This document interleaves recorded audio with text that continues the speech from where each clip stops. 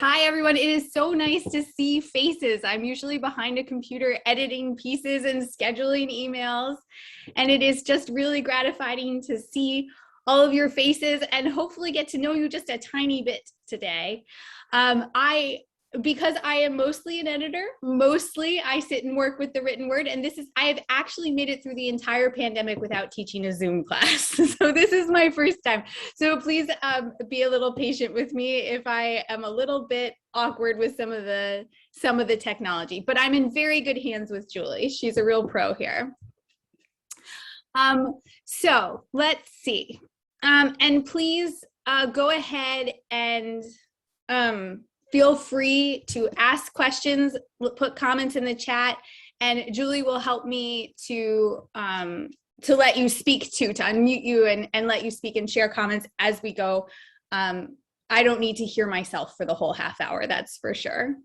And you don't need to hear me for the whole half hour either. Okay, so today we finish the second chapter of Tractate Sukkot. So I thought it might be helpful to just step back and take stock of what we have come through so far, and then we'll take a look at where we are headed. So you may recall that chapter 1 was entirely interested in the question of what the heck is a sukkah, right? The Torah tells us we should build these booths, but what are they? What do they look like? And because it's the rabbis, of course, they're interested in very specific questions that sort of delineate the boundaries of what is okay. So the very first question is, how big should your sukkah be, right? And they decide that the minimum size is 10 hand breadths high. So you can imagine 1, 2, 3, 4, 5, 6, 7, 8, 9, 10 hand breadths. That comes out to about 1 meter. So you have to be able to fit in the thing. It can't be super, super tiny. And the maximum size is 20 cubits. What's a cubit? A cubit is the distance from the elbow to the fingertip on an adult male, usually about 18 inches. So 20 cubits high is about 30 feet. It's a couple stories. It's a pretty big sukkah. And why do they have a maximum size? The reason is because you need to sit in the shade of the roof. And this will be a repeated theme throughout the tractate. The roof of the sukkah, the schach, that is really the essence of the sukkah. That is the significant portion. And so you do not want to be sitting in the shade of these super tall walls. You want to be in the shade of the roof, because that is how you fulfill the mitzvah. What else did we talk about? Oh, in that chapter, we talked about shape. So it turns out, I didn't know this, but you can actually have a round sukkah. That's not a problem. You can also have a rectangular sukkah, which is what we're more used to. But the important thing is that the roof be distinct from the walls. Okay, so you can't have like an igloo-shaped sukkah where there's no clear delineation between roof and walls. And again, that is because the roof is the essence of the sukkah and the most important thing. Julie, I'm not really watching the comments, but if you see somebody wanting to, you'll help us out and bring them in. Great. Okay, so continuing through chapter 1 and talking about what a sukkah is. Then the rabbis ask, well, if it's a rectangle, how many walls does it need to have? And they decide it needs basically 2 and a partial. You need 3 walls, but one of the walls doesn't have to be a full wall. And they talk about when you need to build it. So for instance, they prefer that you build it in the 30 days leading up to Sukkot, so that it is built specially for the holiday. And then they return to this question of the roof, because the roof, again, is the most essential part of the sukkah. It has like the spiritual oomph to it. And one thing they say that's very interesting is that the roof must be made out of plant material, but it must be plant material that has been cut from the ground. It has been removed. It can't be, you can't sort of trellis your grapes or your roses, or what, do roses grow on vines? Whatever grows on vines, you can't trellis it over the sukkah and call it a day. You have to actually cut it. And the reason for that, it turns out, is because that way the roof will not be susceptible to impurity. which is kind of a strange concept to us. We don't really have a robust purity system anymore, but it is something that the rabbis are constantly worried about. What is susceptible to impurity? What can contract impurity and become impure? And to them, it is very important that the roof be something that can remain pure. And that again speaks to the spiritual nature of the roof of the Sukkah. And we had a piece in the Daily Dose by Rabbi Jacqueline Rubin Blair that I thought really helped drive this home. It's the rabbis talking about how the roof of the Sukkah, the schach, is where people come to meet God. There's this image of God coming down to sit right at the roof or on the roof, very similar to the way that the divine presence comes to sit on the mercy seat above the Ark of the Covenant in the temple, in the Holy of Holies in the temple. And what I thought was so interesting there is if you joined us for tractate Yoma, you might remember that the rabbis are kind of obsessed with how dangerous the presence of God is and what a momentous occasion it is for a human being to come within range of the presence of God. And so the only time that happens is when the high priest enters the Holy of Holies on Yom Kippur, and there is a whole apparatus to make sure that is very carefully scripted, that it goes well, that he's pure, that he does exactly the right things, and it is a very dangerous moment. And so I thought this was just so interesting because then in this tractate, oh yeah, when you're in your Sukkah, God's presence comes down and we meet God right in the Sukkah. It's a much more casual interaction with the divine and a whole different conception of what it means for people to meet God. So that was pretty much what we did in chapter 1, is we sort of explored the boundaries and the size of the Sukkah and what it means. That brought us to chapter 2, which we began about 2 weeks ago. And chapter 2 is pretty much entirely devoted to one commandment in the Torah, which is the Torah says, in Sukkot, Sukkot being the plural of Sukkah, in Sukkot, you shall reside for 7 days. Okay, so this chapter is entirely interested in the question of, well, what does it mean to reside in the Sukkah for 7 days? And they decide pretty early on that what this means is you're supposed to eat in your Sukkah and sleep in your Sukkah. That being said, there are a bunch of things that you don't have to, that it doesn't have to be a miserable experience. It's supposed to be a positive living experience. So for instance, if you are ill and living in a Sukkah for the week is a problem because of your illness, you're not obligated. If you travel for work and you can't stay in your Sukkah for the week because you have to be on the road for business, you're not obligated. You are supposed to eat your meals there, but if you're out working during the day and it's between meal times and you need a little snack, just eat your snack. You don't have to go running back to the Sukkah. And also I think it was in this morning's piece, if there is a driving rain and it is spoiling your meal, you don't have to stay in the Sukkah. You can take your meal into your normal house. So they even say that the Sukkah becomes your permanent residence and your permanent residence becomes your temporary residence during the week of Sukkot. So they kind of flip. It doesn't mean you're not allowed in your house. You can use it. You're just supposed to think of the Sukkah as your primary residence. And one thing, incidentally, that I realized when I was reading it this time around is it's very clear from the language of ascending and descending. You ascend into your Sukkah and you descend into your house, that the most common way to build a Sukkah was on your roof. So in antiquity, they had these flat roofs and they would actually build the Sukkah right on the roof of the house, which helped me sort of imagine what this might have looked like. And as you might recall, also sometimes they would turn their house into a Sukkah, right? They would just sort of remove the roofing of their house and lay on some schach, and that would become the Sukkah, which I thought was also really interesting. Okay, do we have any questions or comments yet I should be responding to? Not in the chat. Does anyone have a question Okay. they'd like to ask? Or an observation or something you thought was interesting? I love it when people share what they thought was interesting. If you had something that you're thinking about from the last few weeks that you want to share, please go ahead and pop it in the chat and share it with us. Anything you saw that was interesting or made you think. I'd love to hear that. Carol. I'll keep blathering in the meantime. Carol has a question. Great. Okay. So can you hear me? Yes. Okay.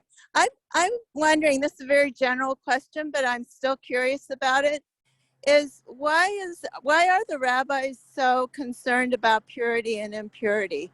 As you said, it comes up all the time, and I can imagine some answers, but I wondered what you think. Thank you. Sure. Well, the rabbis are, there's a couple of different ways I could answer it.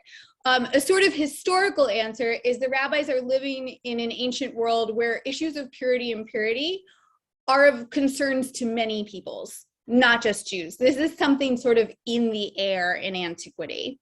And so Judaism has its version of it. So that's sort of a sociological answer. A religious answer from the perspective of Judaism would be that the rabbis are focused on a kind of Judaism where the primary way of worshiping God is through the temple. Now, you will hear a lot of people say, oh, the rabbis, they had moved past that, and they said that prayer and study replaced temple sacrifice. And that is true. They did say that, but the rabbis' orientation was that they hoped the temple would return, and that was still the ideal way to worship God. So prayer and study are a great substitute while we don't have the temple, but really the best way to worship God is through the temple as prescribed in the Torah. They were not ready to throw out the temple. And this is a little soapbox of mine. I wrote my dissertation kind of on this subject. So I feel like the rabbinic focus on the temple is underappreciated by many later readers, right? We don't have a temple. We're not expecting the temple to come back anytime soon. And so we tend to read them as mostly focused on prayer and study, but they're actually very focused on the temple. What does this have to do with purity? Well, things for God, or that come in contact with God, or that are sacred to God, need to be pure. It's a status. It's not really a positive or negative as much as you might think. It's just a status of fitness for God. And so in order to worship God properly in the temple, you need the things that you're going to use to worship God to be in this state of purity. And there's a strong obsession with it in part because impurity is highly communicable. It's really easy for things that are supposed to be pure to become impure. So protecting the purity of certain objects becomes a very cumbersome job. And there's a lot of focus on it. Does that help answer the question? Carol, are you still here, Carol? Is she muted again? Okay, yeah, Carol, I hope great answer. It's just kind of noisy here, but it helps a lot. Okay. I'd love to read your dissertation. You and the 3 other people who've read it. Okay. My dissertation was actually on Passover specifically, but I thought a lot about these questions. There are a bunch more questions in the chat, so do you want a few of those? Sure. Okay. Why don't you run a few by me? Okay. So we'll see if I can answer any of them. So one is, what does the Sukkah represent? Where did that go? Clouds of glory or the abode in the wilderness? Oh, does it have to be an either or? I think it's a both. A both. It's a both. Someone was wondering where the high priest built his Sukkah. Oh, I don't know. One can imagine that the temple had structures in place to build official Sukkot for the temple officials, but I have no idea. And someone asked, let's see, I'm just wondering what you were speaking about when this question came in. The difference you described for the less formal presence of God on the roof of the Sukkah is that an instance of the rabbis changing with the temple being gone? Oh, is that a later interpretation or a later idea? I don't know. I don't know. Teasing out the exact time of these different ideas is very complicated. And there are scholars who spend a lot of time doing it, and they do it on the basis of the language and sometimes on the basis of the ideas. I will say, though, that the rabbis, as we have seen throughout this series, if there's like one thing we've talked about a lot, it's that they are very comfortable with multiple contradictory ideas about things. That is, there are a few things that are a hard line for them, right? Like Torah is sacred. You're not going to see them saying it's not.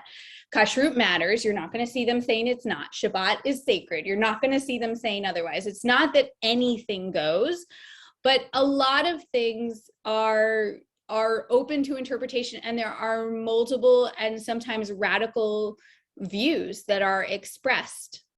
So I wouldn't say that it's based on the content alone. I wouldn't say that it's necessarily later. It could be, but I don't know offhand. Maybe we'll do one more question. There's actually a couple of comments that came in about women's obligation to sit in the sukkah and the linguistic analysis. What you thought about that linguistic analysis? The person commenting here thought it was perhaps weak. Yeah, this was Karen Miller Jackson's piece, right, from a couple of days ago, and she shared with us that the rabbis think, as they often do, that women and children and minors, what is the third in that category that always comes? Drawing a blank, folks. Women and minors are exempt. Slaves, thank you. Thank you, someone help me in the chat. Women, minors, and slaves are exempt from the obligation to sit in the sukkah, as they are often exempt from many obligations, right? The Judaism of the rabbis is oriented toward an adult male Jew. That said, she pointed out that although that is the rule, I believe is given in the Mishnah, there are a lot of things in the Gemara that push against that. So one is the idea that that women were part of the miracle of being brought through the wilderness. And so usually if women are included in a miracle, they are included in the obligation to commemorate that miracle. Another was this very funny story of, I think it was Shammai the elder, whose daughter-in-law gave birth to a baby. And, you know, you can imagine she's in her house, she's just given birth, she's recovering, and he's concerned that she and the infant, right, neither of them in a category that's required to sit in sukkah, are not able to sit in the sukkah. And so what does he do? He rips the plaster off the roof over their bed and puts schach down and turns their room into a sukkah for them. So they don't have to move from the bed, but they are now fulfilling the obligation for sukkah. And it's very clear in the text that he's doing it for the sake of the grandchild, not for her sake. But Karen did give us a number of other sources where the rabbis are talking about, well, shouldn't women be obligated too? Shouldn't they? Yes, baby boy. So, so yes, that, where was I going with that? It's a tension in the text. It's a tension in the Talmud there, for sure. Okay, so what else? That was actually where I was going to go next. I was going to talk about women and minors and slaves. And so I also just wanted to notice that this chapter also brought us into the realm of the almost ridiculous, right? So we're asking questions like, can you put a sukkah on a boat? Okay, that's sort of practical because you might be traveling by water. Can you put it on a cart? Yeah, okay, that's practical. Can you use an elephant as the wall of your sukkah? Like, what?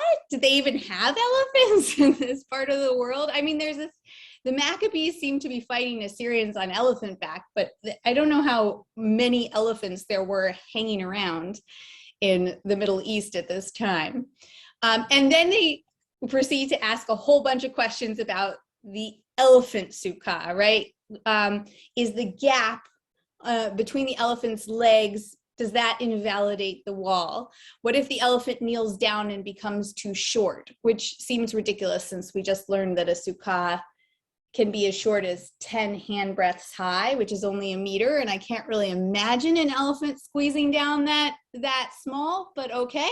They ask what happens if the elephant dies. They ask what happens if the elephant runs away.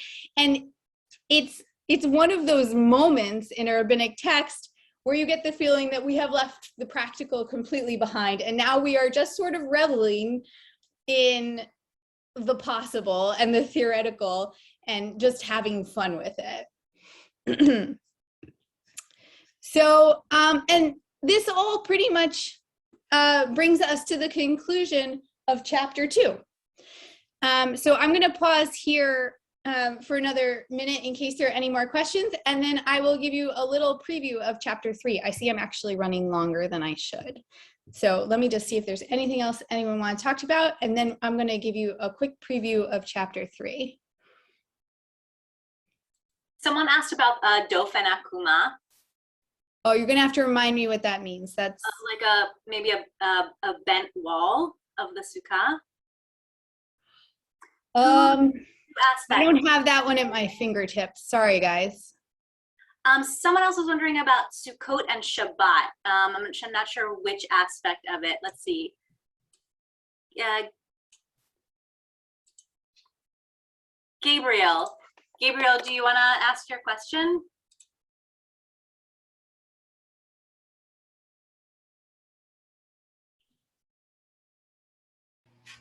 Hi, yes. And here I sit in my laundry room, but here I am. Thank you for doing this. And the question I have is, in my neighborhood of Bethesda, it would be a good day to invite neighbors over on a Saturday luncheon.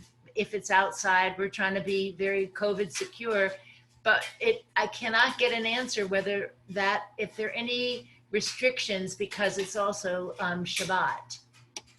What kind of restrictions would there be? Well, what do you think?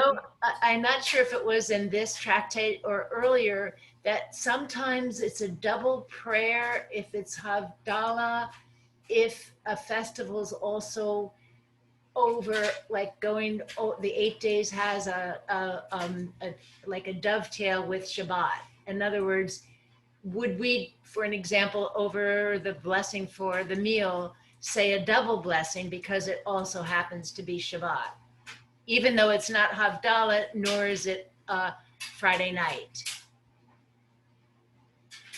So it's like Shabbat lunch in your Sukkah, and it's Chol HaMoed Sukkot. It's one of the intermediate days of Sukkot.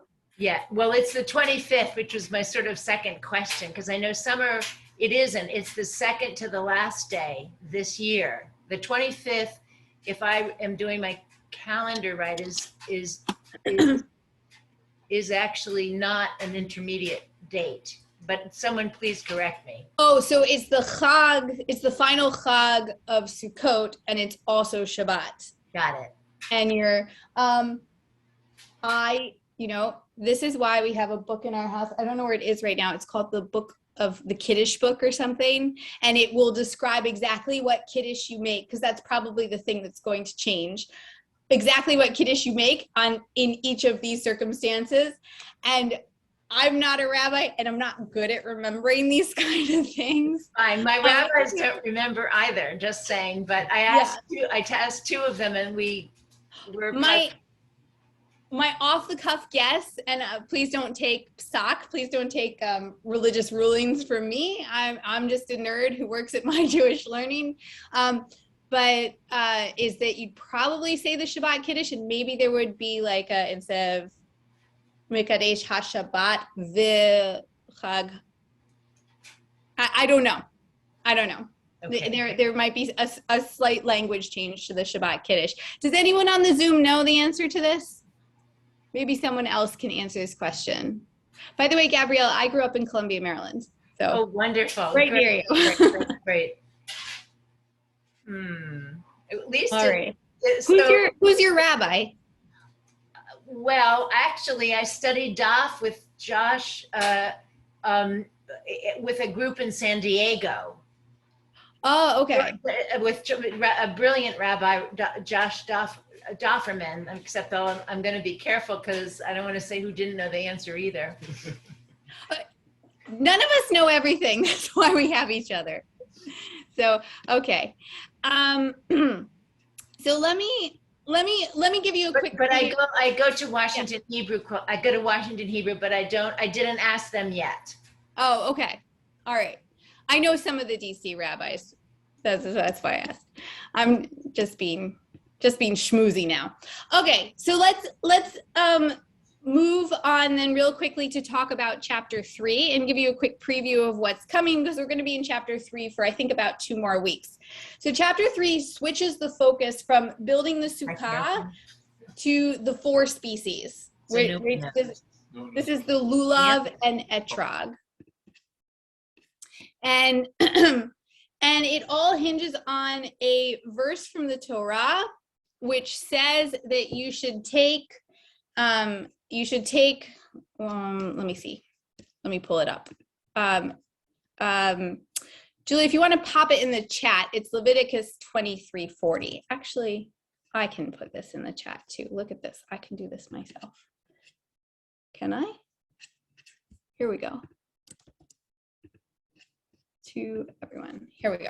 Here's Leviticus 23:40. And it says on the first day you should take the pre-etz hadar, which we translate usually as the fruit of the beautiful trees. Hadar probably means something like beauty. And branches of palm trees and boughs of leafy or dense trees and willows of the brook. So there are 2 species here that are ambiguous, right? Palms are pretty clear. Willows are pretty clear. The dense leafy boughs, the rabbis decide probably means myrtle. So that's your usual lulav that the branches that you think of the palm and the myrtle and the willow. And then the 4th species is the pre-etz hadar. And the question will become, what the heck is this thing? The rabbis will decide it's an etrog. But the way that happens is really, really interesting. And even more interesting, I think, than the story, than what we can see in the Talmud, is this research that was done by this scholar. Let me pull it up. Julie, this is the good time for the PDF that I shared with you ahead of time. Moster is his last name. I think Zachary Moster. Did I get that? No, David Z. Moster. Okay, he wrote a whole book on the etrog, because this, what I'm sharing with you, is my review of the book, which basically will tell you, in my opinion, all the interesting bits of the book in 2 pages. But I will tell you a little bit over the Zoom right now. It turns out the etrog is a Chinese fruit. Did anyone know that the etrog comes from China? Yeah, so the etrog is from the Yunnan province in China, and it is a weird fruit. It's this citrus fruit with a very thick rind and a ton of seeds, so there's like almost no juice or flesh to it. And it actually doesn't just come in the football shape, it also comes in sort of a spiny anemone shape that they call it the hand of Buddha. It kind of looks like this. And because there isn't much to eat there, perhaps it was really used medicinally, and it slowly made its way into the Middle East. It came from China to India, where it was used for fertility and medicinal purposes, probably again because of all those seeds. And then the Persians actually carried it to the land of Israel, and they would grow it in their paradises. So the Persians had these little paradise gardens. They were like country clubs for the aristocrats of the Persian Empire. And one of the things they did in their paradises is they would have all these exotic plants that weren't native to the region.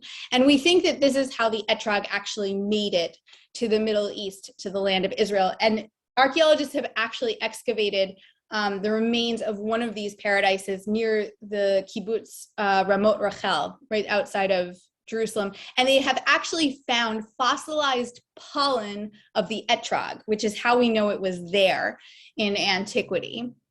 And for some reason, the rabbis decided that the pre-Etz Hadar, which again just means fruit of the glorious tree or something like that, was this completely non-native species, the etrog, perhaps because it was exotic, perhaps because it was a very finicky fruit that required a ton of rain, and Sukkot is associated with rain. But for whatever reason, they did make this identification.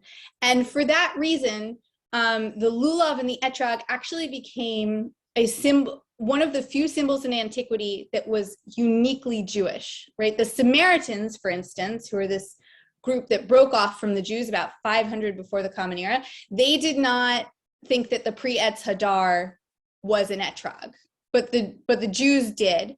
And what is really interesting about that is that if you look in antiquity at coins, at tombstones, you will see a lulav and etrog very often on a Jewish coin or a tombstone. It became really, in antiquity, the identifying symbol of the Jewish people, almost as much as the menorah, which was probably the other really big one.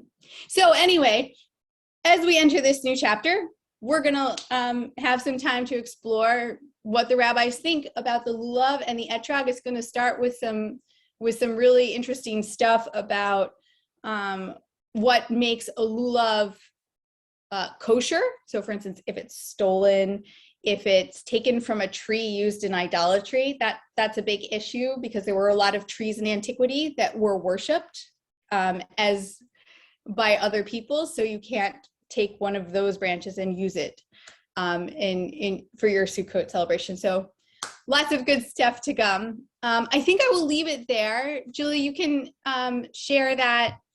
You know what? Let me do one thing. Let me see if I can. I just want to share one thing with you because I mentioned it. Can you all see these coins? Yes. Okay, just because this is a coin from the Bar Kokhba era, just because I mentioned that the lulav and etrog became a symbol of the Jewish people. Here it is on this coin. This is a lulav and etrog. Here's the lulav. It looks a little chunkier than we usually think of, and the etrog. And this is also found on tombstones and things like that. If you peek at the article that I had Julie send through, there's some really nice pictures in it, which is part of why I wanted to share it. You can see some more lulavs and etrogs from antiquity.